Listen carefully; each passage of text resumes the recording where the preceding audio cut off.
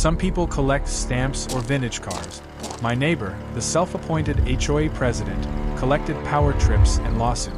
Hit that subscribe button right now, because watching a tyrannical neighborhood dictator block my driveway for the final time. Open this gate immediately! Only to discover we I have legally waited own long her enough! entire subdivision's I demand only access emergency for the gate residents of is the Sterling most Ridge! satisfying piece of instant karma you will see all year. My name is Arthur, and my property sits right at the edge of a hyper-exclusive suburban development. This encroachment is unacceptable, Oak Creek Arthur. Estates. You must My remove this family's structure land has immediately. been here for decades. We're not moving anything. Long This before land the is cookie-cutter ours. mansions, paved cul-de-sacs, and overbearing home association bylaws ever existed. Because of our historic property layout, a narrow access road running right beside my workshop serves as the designated emergency evacuation and service exit for the entire back half of their gated community. For months, the association board treated my private right-of-way like their personal parking lot.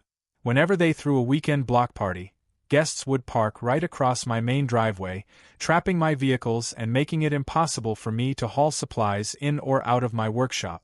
I left polite note. I called the local towing company. But the board president, a ruthless corporate executive named Victoria Sterling, simply laughed off my complaints and told me to get used to it. The needs of the community outweigh your inconvenience, Arthur, she sneered during our last confrontation over the intercom. Then came Friday evening. I pulled up to my front gate after a grueling 16-hour shift, only to find a sleek, black luxury SUV parked dead center across my driveway, completely blocking me in. Behind it, a dozen other cars were spilling out of the neighborhood exit lane. I killed my engine, closed my eyes, and took a deep breath. Victoria thought she could trap me on my own land. She had no idea she had just locked herself inside a cage. I didn't honk my horn. I didn't scream or punch my steering wheel in a blind rage. Instead, I shifted my truck into reverse, backed down the shoulder, and pulled around to the rear perimeter fence where the subdivision's primary emergency gate was located. Oak Creek Estates was designed with only two ways in and out: the main automated front security gate on Maple Street, and a heavy-duty hydraulic emergency access gate nestled right against my property line, meant for fire trucks and ambulances in case of a disaster.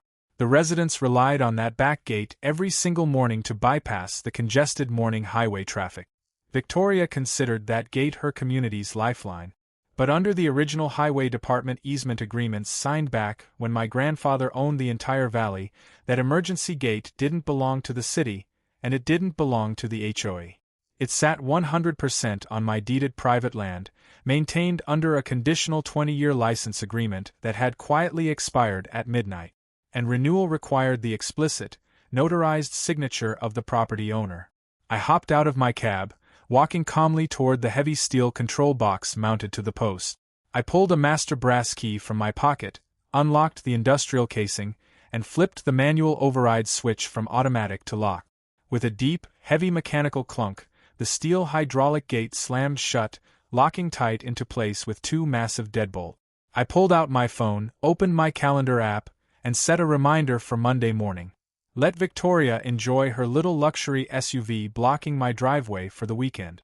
Because by Monday at sunrise, her entire neighborhood was going to realize they were completely trapped. Saturday afternoon came and went without a single knock on my door. Victoria was probably lounging by her custom pool, completely oblivious to the ticking time bomb she had created. By Sunday evening, however, the first signs of panic started rippling through the subdivision.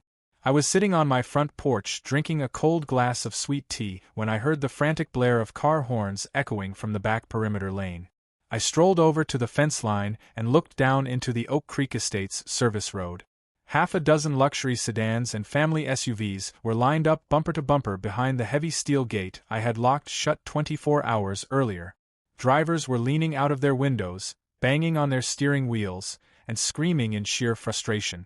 A sleek, expensive sports car came screeching around the corner, slamming on its brakes just inches away from the locked barrier. The driver's door flew open, and out stepped Victoria Sterling herself, her face flushed red with absolute fury, wearing a designer cashmere sweater and clutching her pearl-encrusted smartphone like a weapon. She marched right up to the steel gate, rattled the heavy chains, and spotted me leaning casually against the fence post with my arms crossed. "Arthur!" Victoria shrieked, her voice cutting through the evening air like broken glass. What is the meaning of this? Unlock this gate right now. You are trapping dozens of residents inside the community. I didn't rush. I took a slow sip of my tea, looking down at her with a calm, unbothered expression. Afternoon, Victoria, I replied smoothly. Looks like you have a bit of a traffic jam. Don't play games with me, she yelled, slamming her manicured palm against the cold steel bars. This is a municipal emergency right-of-way. You have no legal authority to block county infrastructure. I have already called the local police department, and they are dispatching a unit right now to have you arrested for obstruction. I let out a quiet chuckle, shaking my head at her sheer corporate arrogance. You might want to call them back and ask them to check their plat maps first, Victoria, I said, my voice dropping to a cool, steady whisper. Because that gate doesn't belong to the city. And it certainly doesn't belong to your HOA. She froze, her hand hovering over the gate as her eyes narrowed in sudden uncertainty. What are you talking about? She snapped, though a faint tremor had crept into her voice. I'm talking about the fact that your conditional access license expired at midnight on Friday, I said, stepping closer to the fence line. And since your board spent the last 6 months ignoring my driveway and violating every property agreement we had, I decided not to renew it. Victoria stared at me as if I was speaking a foreign language, her mouth opening and closing as she tried to process the reality of what she was hearing. That's impossible, Victoria stammered, her corporate confidence cracking right down the middle. We have an easement.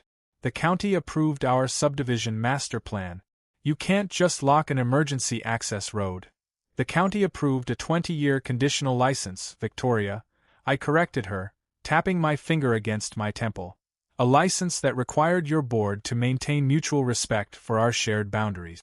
But your association decided to treat my driveway like a personal parking lot. So, legally speaking, this road is now closed. Before she could scream another word, the wail of sirens echoed down the subdivision street.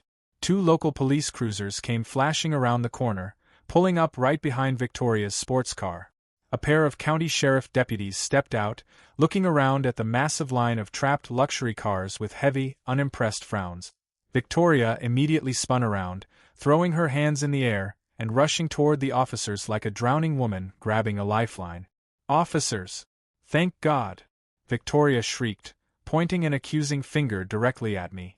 That man right there has illegally blockaded municipal infrastructure. He has trapped half our neighborhood inside, and we have important corporate meetings to attend tomorrow morning. Arrest him for obstruction and cut this gate open right now. The senior deputy, a weathered veteran named Sergeant Miller, walked past her without even making eye contact, strolling right up to my fence line with a polite nod. Afternoon, Arthur, the sergeant said, leaning casually against the post. Got a bit of a parking situation here, I see. Afternoon, Sergeant, I replied, tossing him a heavy brass master key. Help yourself to the file in your glove box.